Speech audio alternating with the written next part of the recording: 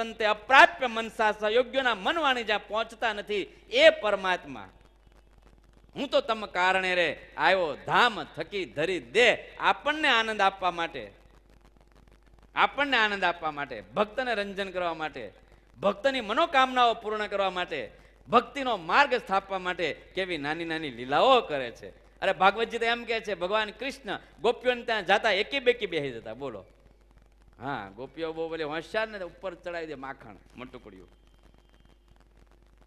એટલે કાંઈ હાથમાં ન, આ તો નાના નાના હતા, બે ચાર ઊંચા થાય તો ન આવે, કારણ કે બહુ બહુ કોઈ માથા ભારે ગોપીઓ ને તો બહુ ઊંચું ચડાવ્યું હોય. અને ત્યારે એના ચૂલામાં, એની આગુણમાં, એના ઉમરામાં, ઘરના ખૂણે ખૂણે બાલકૃષ્ણ અને ગોવાળિયાઓ એકી કરી જાય, બેકી કરી જાય, બધું કરી જાય. બોલો, ભગવાનની કોઈ પણ લીલા યાદ રાખો, કોઈ પણ લીલા, ગમે એવી લીલા એ જીવોના આત્યંતિક કલ્યાણ માટે છે. નહીં દિવ્ય લીલા હોય, માનુષી લીલા હોય કે વિભસ્ત લીલા હોય, ભગવાનની કોઈ પણ લીલા